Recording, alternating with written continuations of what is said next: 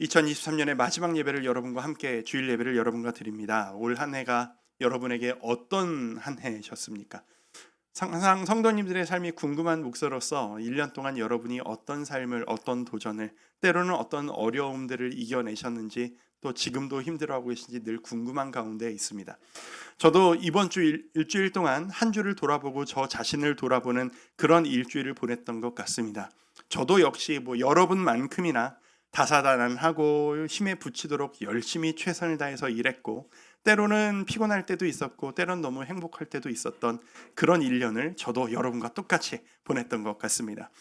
요즘에야 이렇게 스마트폰이라고 하는 게 우리의 일정표 모든 것들을 대체해버린 시대가 되어서 요즘은 안 그렇습니다만, 십몇 년 전까지만 하더라도 이제 이때쯤이면 다들 하는 일이 있었습니다.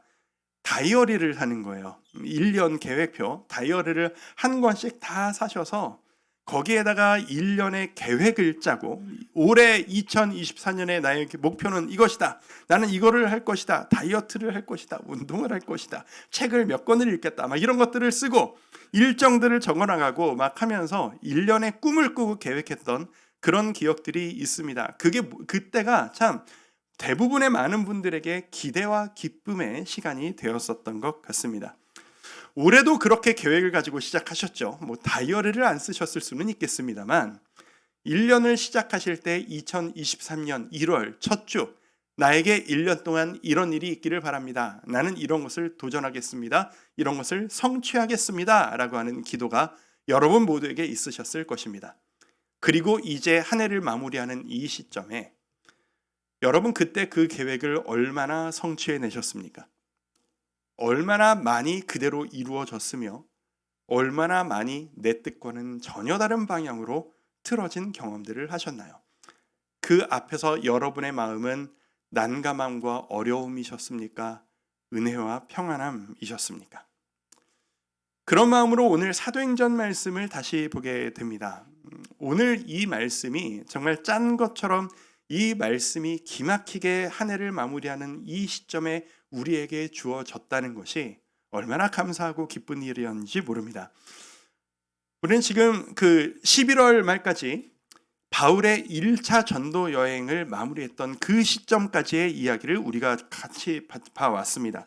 그리고 12월 한 달 동안 성탄에 대한 말씀을 묵상했고, 오늘 본문에서는 2차 전도 여행의 시작 부분의 이야기를 여러분들과 나누게 되었습니다. 그런데 주목할 만한 것이 무엇이냐면, 이 전도 여행, 바울이 기획하고 준비했던 것과는 전혀 다른 방향으로 흘러가는 이 2차 전도 여행의 시작의 모습을 우리는 보게 됩니다. 바울은 예상하지 못했던 일들을 계속 경험할 수밖에 없게 되었고, 그 예상하지 못했던 일들을 통해 예상할 수 없었던 은혜와 예상할 수 없었던 하나님의 예비하심을 체험하게 되었습니다. 한 해를 마무리하는 오늘 이 주일 예배 때 이 바울의 예상할 수 없었던 진로를 우리가 함께 되짚어 나가면서 지난 한 해를 우리가 돌아보고 우리가 지난 한 해를 어떻게 해석해야 할 것인가, 그 마음을 여러분들과 함께 가져보기를 원합니다. 오늘 본문이 참 원래는 오늘 읽은 것보다 앞뒤로 본문이 더 깁니다. 길게 잡았습니다만 총 18절이 오늘의 본문이 됩니다. 이 18절의 이야기 가운데 4가지의 사건이 연달아 가쁘게 돌아갑니다.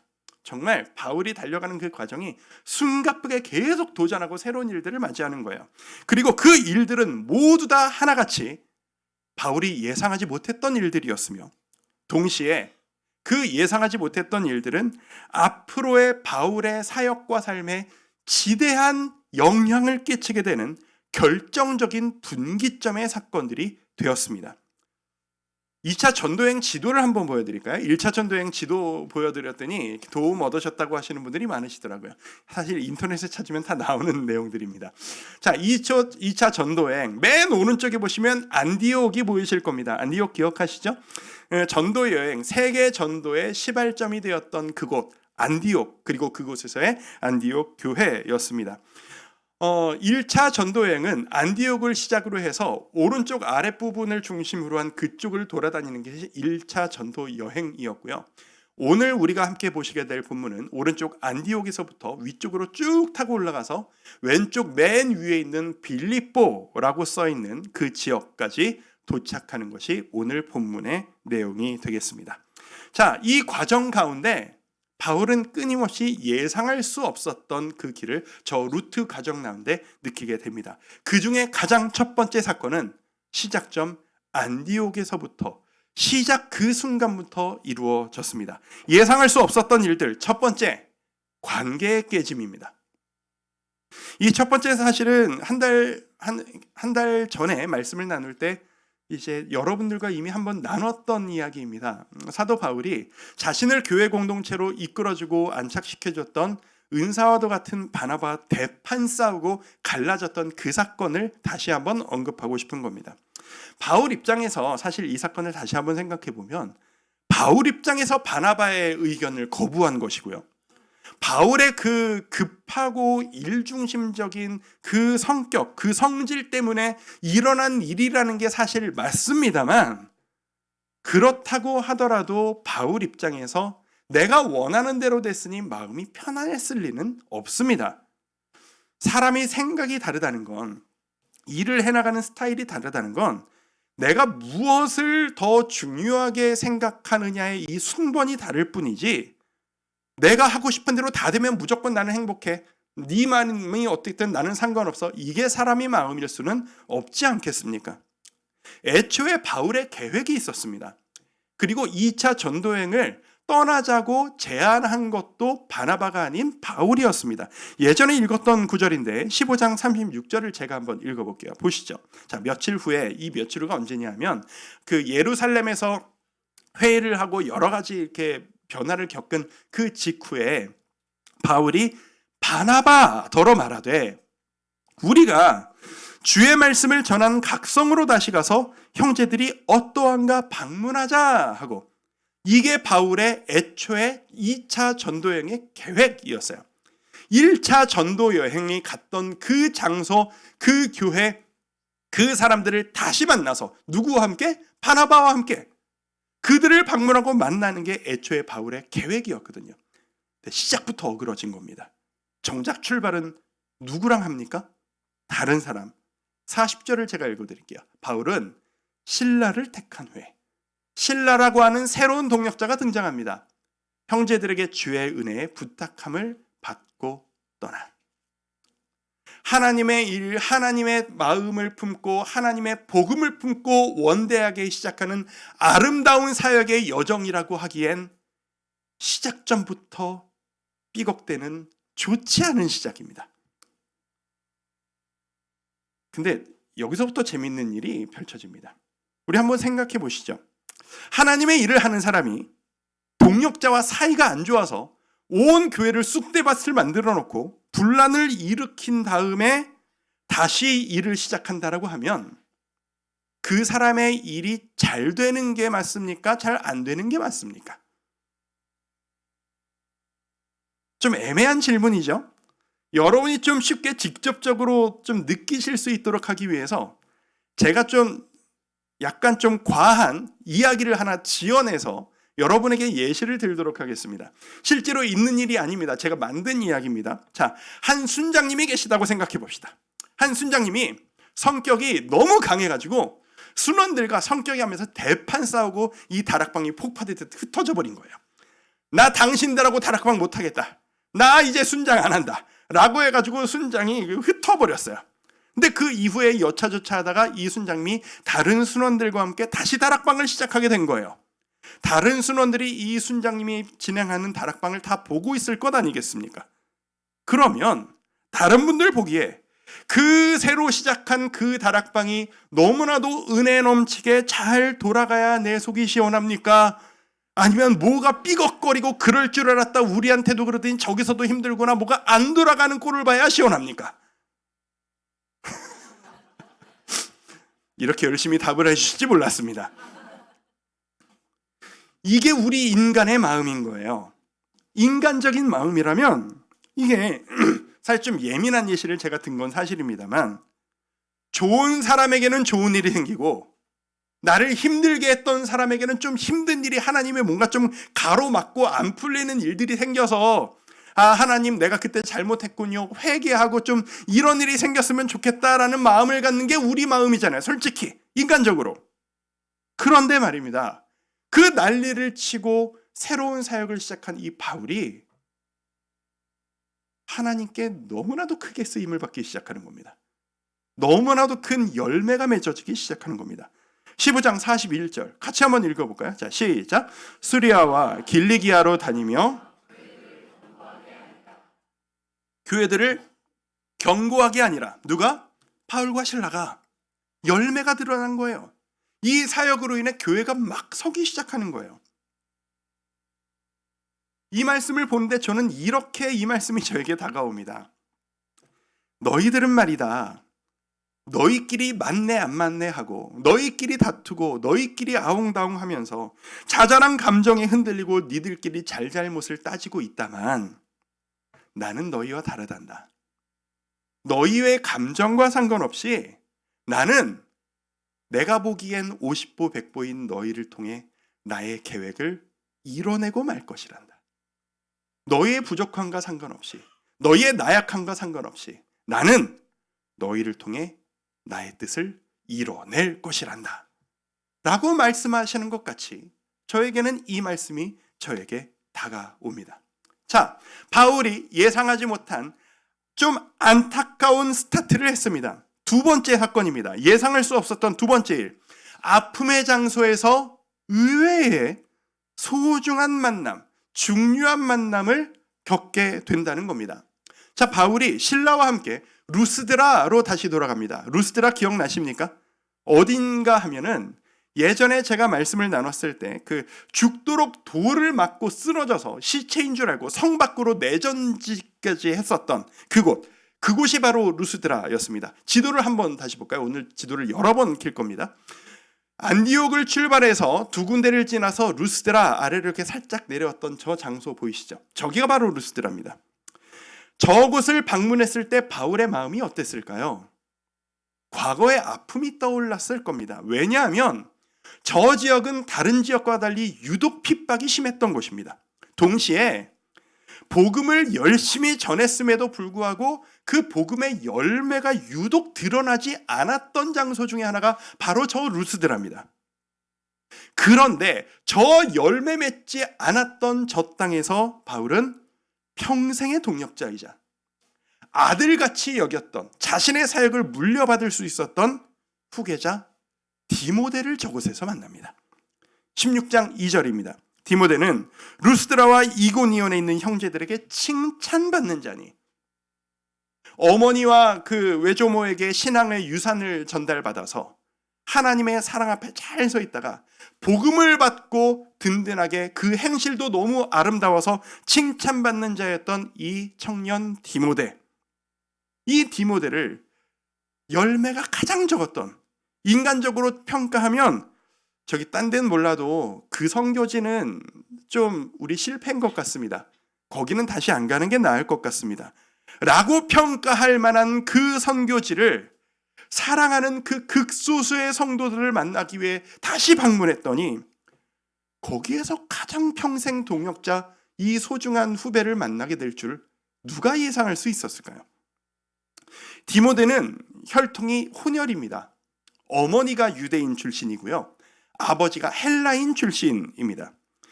이제 바울이 앞으로 이 헬라 지역으로 이제 선교의 파장이 이제 넓어지게 될 터인데 이 디모데 출신 혼혈이라고 하는 이 신분이 엄청난 도구이자 이점으로 작용하게 됩니다.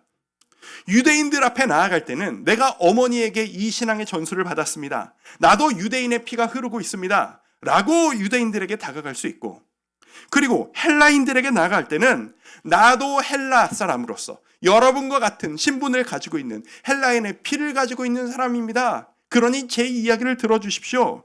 접근 가능한, 앞으로 벌어질 바울의 이 행보에 최적화된 도구 될 수 있는 동역자였던 겁니다. 근데 사실 바울은 처음에 디모데가 이렇게까지 사용될 거라고 예상을 못했을 겁니다.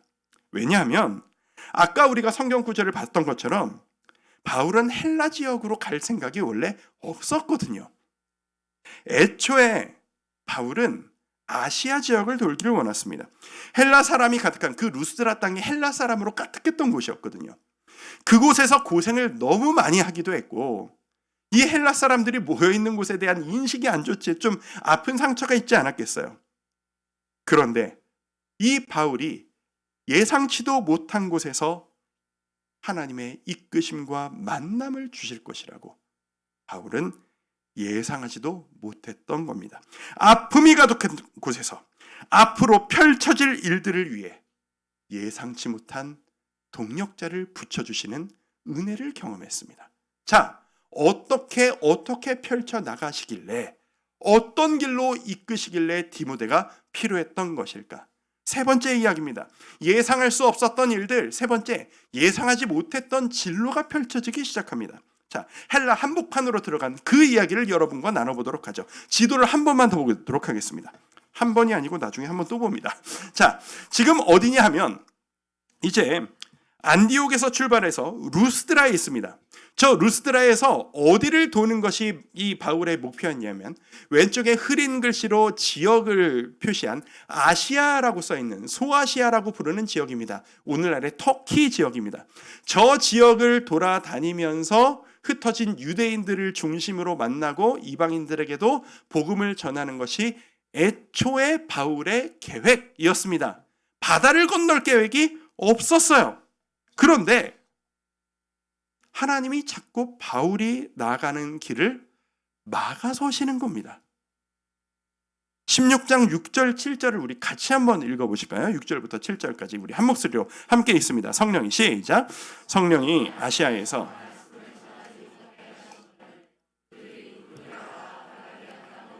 (7절) 무시아 앞에 이르러 비두니아로 가고자 애쓰되 예수의 영이 허락하지 아니하시는지라. 아시아에서 말씀을 전하지 못하게 하시고, 7절에서는 예수의 영이 허락을 안 해주시는 거예요. 바울이 이 전도 여행을 준비하고 출발했을 때 그냥 출발하지 않았지 않겠습니까? 얼마나 많은 준비를 했겠습니까? 얼마나 많은 계획을 세웠겠습니까? 그리고 그 계획이 실천될 수 있도록 도와달라고 얼마나 치열하게 기도했겠습니까? 그리고 지금 이 순간에도 안디옥 교회, 그 파송교회 본토에서 파송되어진 이 선교사들을 위해 얼마나 치열하게 기도하고 있었겠습니까? 그런데 기도로 준비했던 이 사역의 여정에 하나님의 도우심이 있고, 가는 데마다 예비가 되어 있고, 가는 곳마다 모든 것이 아름답게 확장되고 펼쳐지는 게 아니라 가는 데마다 브레이크가 걸리는 거예요. 가는 데마다 일이 안 풀리는 거예요. 기도하면 거기로 가지 말라라고 하시는 거예요. 여러분, 이런 경험 해본 적 있으십니까? 경험해보시면 정말 답답합니다. 수많은 생각과 고민이 우리 머릿속에 가득 차게 됩니다. 하나님, 도대체 저한테 왜 이러십니까? 왜 방해하시는 거예요? 왜 막으시는 거예요? 제가 뭘 누리겠다고 하는 게 아니고 하나님이 시키시는 일을 하는 건데 왜 막으시는 겁니까? 자꾸 뭐가 일이 안 된다는 건 제가 하나님이 계획한 하나님의 일꾼이 아니라는 뜻인가요? 제가 나오지 않았어야 되는 건가요? 이렇게 일이 안 풀리는 걸 보면 하나님의 뜻이 아니었던 겁니까? 이런 생각이 까뜩하게 되는 게 인간의 생각입니다. 그런데 하나님의 계획은 인간의 계획보다, 바울의 계획보다 더 크고 광대했다라는 것입니다. 하나님이 전혀 새로운 길을 보여주십니다. 9절, 밤에 환상이 바울에게 보이니 마게도냐 사람 하나가 서서 그에게 청하여 이르되 마게도냐로 건너와서 우리를 도우라 하거늘, 바울이 그 환상을 보았을 때 우리가 곧 마게도냐로 떠나기를 힘쓰니 이는 하나님이 저 사람들에게 복음을 전하라고 우리를 부르신 줄로 인정함이로라. 성령의 강력한 역사가 전혀 다른 곳으로 이끄시는 겁니다. 지도 한번 더 보여주시죠. 지금 어디까지 몰려온 상황이냐 하면 저기 드로아라고 보이십니까? 가운데 위쪽에 있는 들어와라고 하는 쪽까지 막혀서 바닷가까지 지금 몰려온 거예요. 오려고 했던 곳이 아니에요. 거기에서 방금 읽어드린 이 환상을 본 거예요. 바다를 건너가라. 마게도냐로 건너가라. 무슨 말이냐면 한마디로 유럽으로 건너가라는 이야기예요. 유럽까지는 바울의 마음에 아직 안 품어져 있는 곳이었어요. 저 마게도냐라고 있는 저 땅이 뭐냐면 바로 헬라 지역, 그리스입니다. 저 당시의 그리스는 세계를 뒤흔드는 문화의 중심지였던 그곳이 바로 저 마게도냐, 그리스 헬라 땅입니다. 하나님이 저곳으로 바울을 보내시는 거예요. 우리에게 익숙한 지명들이 나오죠. 빌립보, 데살로니가, 고린도 다 그리스 땅입니다. 유럽이에요. 하나님의 바울을 통해 유럽으로 온 세계로 복음을 확장시키기를 계획하셨던 겁니다.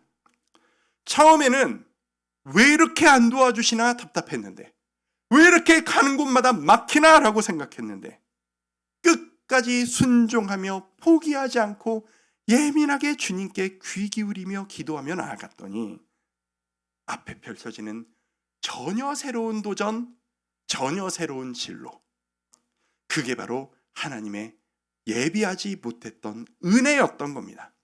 자, 지금까지 어떤 과정을 겪었어요? 예상할 수 없었던 일들, 관계가 깨져버렸습니다. 시작부터 어그러졌어요. 그럼에도 불구하고 하나님은 일하셨습니다. 아픔의 장소를 찾아가고 여기는 아닐 거라고 생각했는데 준비해서 만나도 만날 수 없었을 엄청나게 좋은 동역자를, 그 디모데를 만나게 됩니다. 세 번째, 내가 진로를 계획했는데 예상치 못한 진로로 이끌어 주십니다. 마지막입니다. 낯선 곳에서의 만남의 복을 누립니다. 자, 지금 어디까지 갔냐면 빌립보라고 하는, 아까 우리가 지도에서 봤던 맨 왼쪽, 우리에게 익숙한 지명이죠. 빌립보서가 쓰여진, 그 교회가 세워진 그 빌립보가 맞습니다. 그 빌립보라고 하는 땅까지 들어가게 됐습니다. 바울의 입장을 한번 상상을 해보세요. 얼마나 막막하겠어요. 계획이 있었거든요. 어디로 가서 누구에게 어떤 식으로 복음을 전하면 효율적이겠다는 계산이 있었거든요. 근데 여기는 계획이 없던 곳이에요. 가보지 않았던 땅이에요. 문화권이 달라요. 뭐가 있는지를 몰라요. 빌립보는 대부분 사는 사람들이 로마 시민권을 가진 사람들입니다. 생활 패턴이 다르고 수준이 달라요. 자기들을 도와줄 사람이 없어요. 지금까지의 노하우가 쉽게 적용될 수가 없는, 소위 맨 땅에 헤딩을 해야 하는 장소인 겁니다. 막막하겠죠. 하나님, 뭐 하라고 우리를 이곳에 부르신 겁니까? 어떻게 할지 모르겠습니다. 그러다가 안식일이 된 겁니다. 당시의 유대인들은 안식일만 되면 예배를 하기 위해 모였는데, 어떻게 모였냐면 그 전국으로 이렇게 여러 나라로 흩어졌던 유대인들이 모이는 장소가 있었어요. 회당이라는 곳을 만들어서 정해서 거기에서 안식일마다 모여 기도를 하고 예배를 드렸습니다. 근데 이 빌립보에는 회당도 없는 거예요. 그 정도로 유대인이 없었다라는 이야기입니다. 그러자 기도를 하고 싶은데 어디로 가야 할지 몰라 밖으로 나가 서성이는 중에 거기서 또 한 명의 평생의 후원자이자 동역자를 만나게 되는 겁니다. 자, 16장 13절에서 15절 좀 길지만 우리 같이 한번 읽어보도록 할까요? 읽어보시면서 무슨 일이 있었는지를 한번 파악해 보도록 하겠습니다. 13절부터 시작. 안식일에 우리가 기도할 것이 있을까 하여 문 밖 강가에 나가 거기 앉아서 모인 여자들에게 말하는데, 14절 두아디라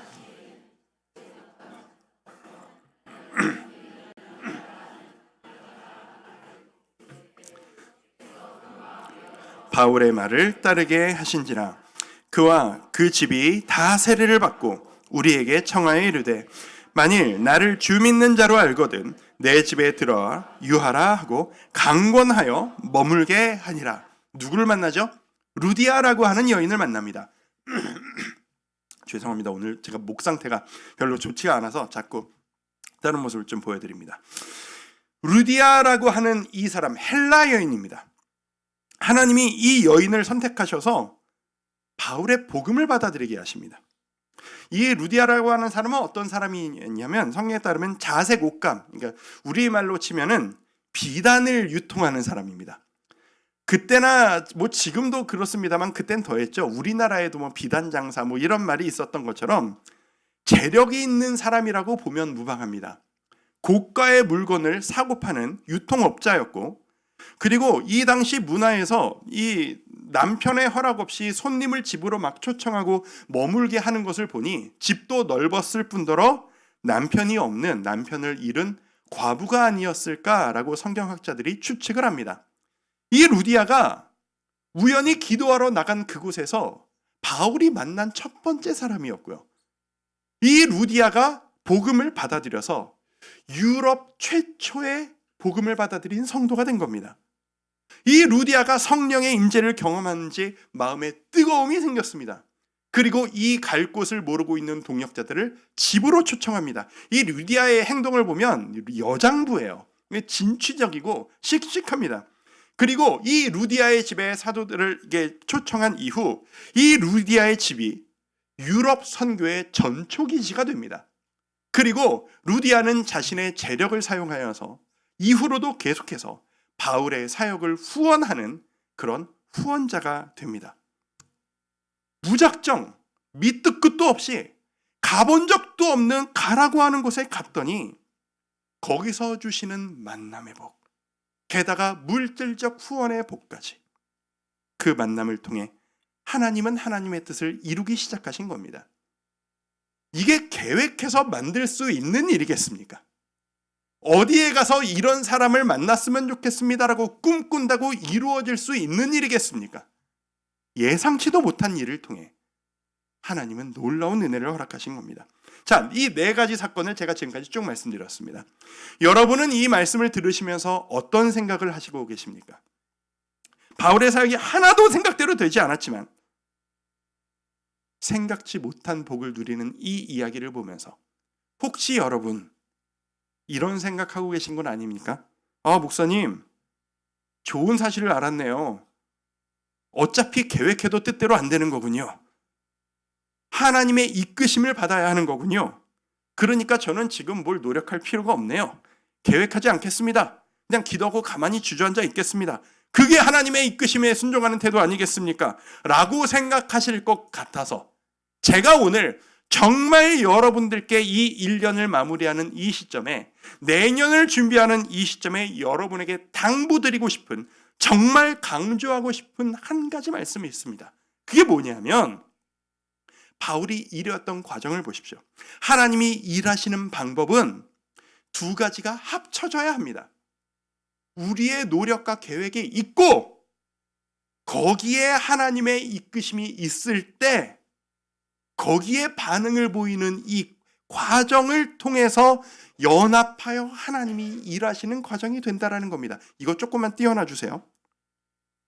하나님의 역사는 우리의 열심과 하나님의 열심이 만났을 때 일어난다는 겁니다. 우선 우리가 해야 할 일, 바울은 치열하게 계획했고 기도로 준비했으며 진취적으로 실천했습니다. 거기에서 모든 것이 시작되었습니다. 우리도 그래야 할 것입니다. 하나님이 여러분에게 뛰는 가슴을 주셨습니다. 마음에 끌리는 대상을 주셨습니다. 그리고 판단력, 지혜를 주셨습니다. 은사를 주셨습니다. 그렇다면 우리는 앞으로 나아갈 우리의 진로를 생각하며 하나님이 우리에게 주신 이 모든 것들을 가지고 치열하게 고민해야 합니다. 지혜를 구하며 계획해야 됩니다. 꼼꼼하게, 마치 이것이 전부인 것처럼 계획해야 합니다. 그리고 그것을 최선을 다해서 이뤄내기 위해 노력하되 거기서 멈추면 안 되는 거예요. 나는 계획했지만 이 계획에 덮어지는 하나님의 이끄심을 느껴야 합니다. 나는 계획했습니다. 완벽한 계획이에요. 계획이 다 섰으니까 이제 마음이 좀 편안합니다. 여러분들 그런 분들 계시지 않으세요? 계획이 없으면 불안한데 계획이 짜지면 편안해지고 이것만 집중하면 된다라고 하시는 분들. 나는 계획을 세웠으니 여기에만 집중할게요 가 아니라 나는 계획을 세우고 시작하겠으니 주님, 매일매일 주님께 이 예민한 촉을 세우고 여쭙는 거죠. 주님, 오늘 이 길을 가려고 합니다. 제가 오늘 이 행동을 하려고 합니다. 오늘 이 사람을 만나려고 합니다. 주님이 원하시는 길이 맞습니까? 맞다면 이 길을 사용해 주시고, 아니라면 바울처럼 새로운 길을 보여주십시오. 그 길이 더 좋은 길임을 믿습니다. 내가 계획한 그 열심 하나도 아깝지 않은 거예요. 왜? 새롭게 보여주실 그 길이 더 완전한 길임을 믿으니까. 최선을 다해 전부인 것처럼 계획했지만 하나님이 덧입혀 주시면 과감히 모든 것을 접고 도전할 수 있는 신뢰와 믿음과 결단. 그게 바로 하나님의 사람을 통해 하나님이 일하시는 방법이라고 저는 믿습니다. 우리 모든 성도님들 2024년을 지금부터 준비하시면서 그 과정이 우리 모든 성도님들과 모든 가정들에게 있으셨으면 좋겠습니다. 저에게 어떤 경험이 있었나를 좀 사례를 들어드리면 여러분들이 편하게 받아들이겠다 싶어서 제가 이런 경험이 정말 많거든요. 크고 작게 정말 다양하게 많았는데 이번 주에 저에게 가장 강렬하게 떠오른 이야기를 여러분들에게 한번 나눠보고자 합니다. 제가 이 이야기를 이 교회 개척 장소, 이곳을 정할 때 이야기입니다.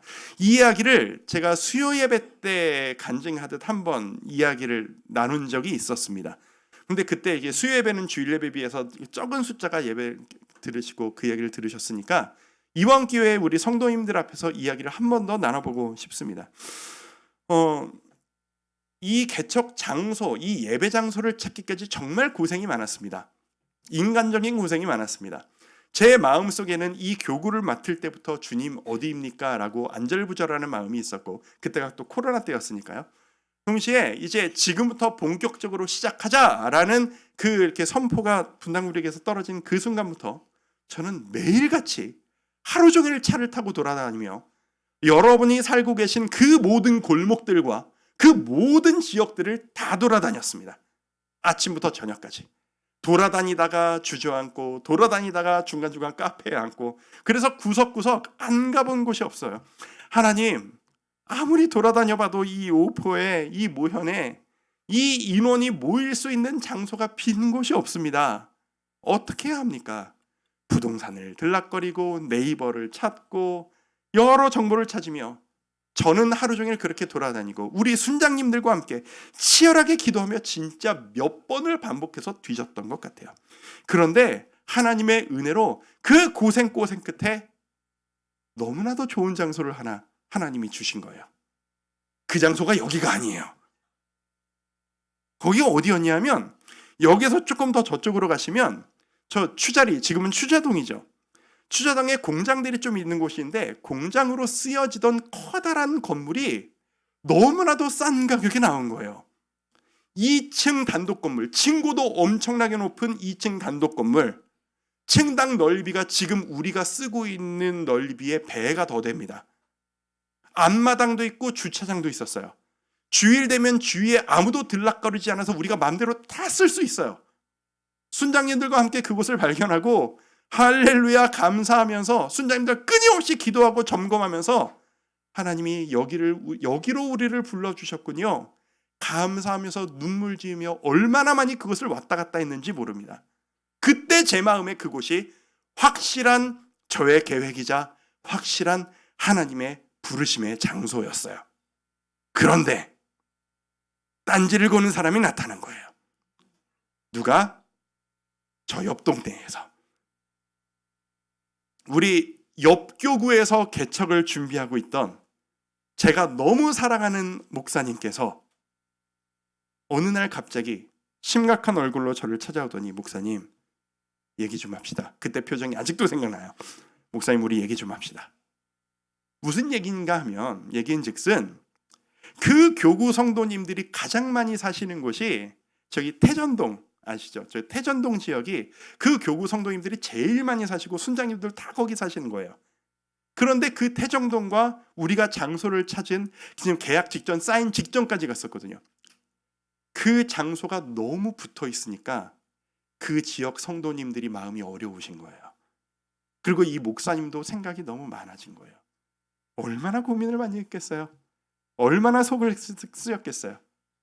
근데 저희가 이창수 목사님한테 배운 게 있으니까 그 목사님도 배운 대로 하자, 숨기지 말고 있는 대로 얘기하자 라고 저한테 이야기를 한 거고, 저도 배운 대로 하자, 듣고 고민해보자 라고 한 겁니다. 얼마나 황당한 일이에요. 하나님의 은혜로 받은 곳인데 다른 사람이 막아. 그러면 하나님, 저 사람이 막는 것을 뚫고 나가 주님의 뜻을 성취하겠습니다 라고 해야 될 것인가?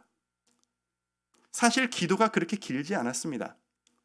기도하자마자 하나님이 답을 딱 주셨거든요. 하나님의 교회가 세워짐에 있어서 지역을 불편하게 만들면서 하나님의 교회가 세워진다는 것이 옳은가? 이 교회가 우리의 노력으로 세우는 것인가? 하나님의 몰고 가심, 이끄심에 따라 만들어지는 곳인가? 하나님이 예비하신다면 지금까지 없던 장소가 나오지 않으리란 법이 어디 있는가? 하루 만에 결단을 했습니다. 그리고 순장님들께 선포를 했죠. 우리 이 장소 포기하겠습니다. 사인을 직전하게 날 약속까지 뭐 잡아놓고 막 그런 때였는데 얼마나 황당하십니까? 하지만 그게 저에겐 예민한 순종이었습니다. 정했으니까, 보여주셨습니까? 저는 달립니다가 아닌 끝까지 순종하면서 가겠습니다. 그게 저의 순종이었고, 놀라운 사실은 그렇게 순종해서 계약을 포기하고 난 직후에 발견되어지는 그 건물에 대한 여러 정황이 계약했으면 큰일 날 뻔한 거예요. 계약했으면 개척 날짜 맞춰서 우리 교회 못 열었던 거예요. 지금도 생각해보면 그때 내가 밀어붙였으면 어떻게 됐을까? 아직까지도 그 목사님과 아직 서로 마주보기에 마음이 편치 않았을 거예요.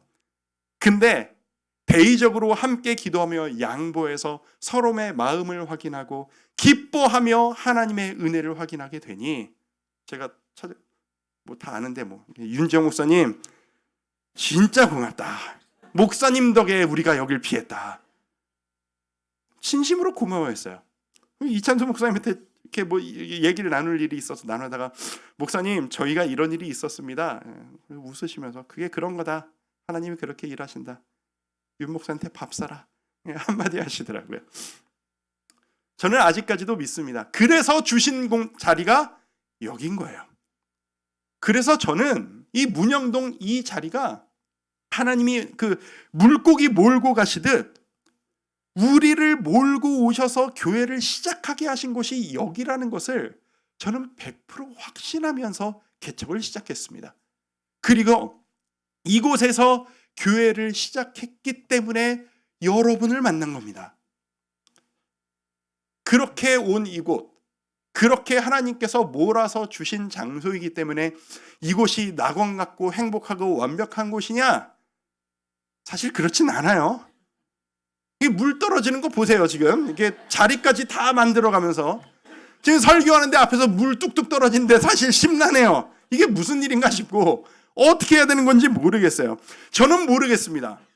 이게 이 장소가 제가 은퇴하는 날까지 여기에서 하나님의 사명 따라 순종하며 불러주실 그 장소가 여기가 될지, 아니면 하나님이 루스드라로 몰아가시고 이렇게 빌립보로 몰아가시고 계속 옮겨가면서 여기에서 누굴 만나고 저기서 만나서 여기서 일을 하고 몰아가시는 것처럼 여기를 시발점으로 해서 또 어떤 일로 몰아가시게 될지 저는 전혀 모르겠습니다.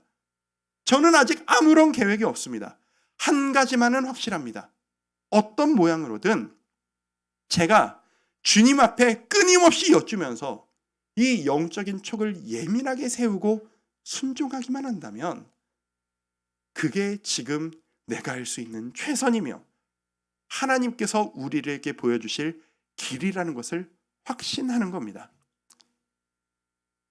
사랑하는 성도 여러분, 우리가 그렇게 시작한 교회입니다. 그리고 우리는 그래서 만났습니다. 우리를 앞으로 어떻게 이끄실지 저는 모르겠습니다. 우리가 여기에서 뭐 대공사를 해서 뭐 어떻게 더 될지, 전혀 다른 곳으로 이동할지 아무것도 모르겠습니다. 하지만 그 모든 과정 가운데 하나님을 향한 순종만이 있기를 소망합니다. 하나님은 우리를 통해 하나님의 일을 이루실 것입니다. 그리고 여러분의 삶 가운데도 그런 동일한 은혜가 있으시기를 축복합니다. 지난 1년 돌아보셨을 때 얼마나 계획대로 이루어지셨습니까? 계획대로 이루어지지 않았다고 해서 그 모든 힘들었던 시간들이 모두 다 하나님이 안 도와주셔서 섭섭하기만 한 일들이셨을까요? 때로는 가로막힌 절망을 겪었던 바울이 그때 가장 좋은 만남을 누리고 성장했던 것처럼 올해 여러분들이 겪으셨던 예상과 다른 그 돌발적인 사건들은 나중에 여러분을 쓰시기 위한, 여러분의 가정을 쓰시기 위한 놀라운 밑작일지도 모르겠습니다. 우리 부디 이 1년을 마무리하는 이 시점에 주님 앞에 이렇게 고백할 수 있었으면 좋겠습니다. 주님, 제가 앞으로 어디로 갈지는 모르겠습니다. 무엇을 할지는 모르겠습니다만 저는 지금 이 자리에서 제가 할 수 있는 이 일을 가지고 최선을 다해 나아가며 주님께 예배하며 오늘 하루를 충실히 살아나가겠습니다. 그리고 내년 다음 주부터 내일부터 하나님이 저에게 새로운 이끄심을 주신다면 말씀해 주십시오. 그때 또 그렇게 그날 하루를 순종하겠습니다. 그렇게 하루하루 나아가는 우리 모든 가정들 되시기를 축복합니다.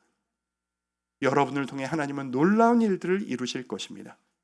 생각지도 못한 은혜, 생각지도 못한 놀라운 축복의 길로 여러분이 이끌어 주시는 2023년의 마무리, 그리고 2024년의 희망 되시기를 주님의 이름으로 축원드립니다. 우리 그런 마음으로 우리가 가질 이 다짐대로 우리 이 찬양하며 나아가기를 원합니다. 제가 지금 서 있는 이곳에서 나중에 우리를 어떻게 이끄실지 모르겠지만 오늘 나는 지금 이 자리에서 주님을 높여드리며 주님의 예배하는 자로서 서기를 원합니다. 주여, 이 자리에서 내가 서 있는 이곳에서 높임을 받아 주옵소서. 우리 함께 마음 모아 찬양하며 나아가도록 하겠습니다. 지금 서 있는 이곳에서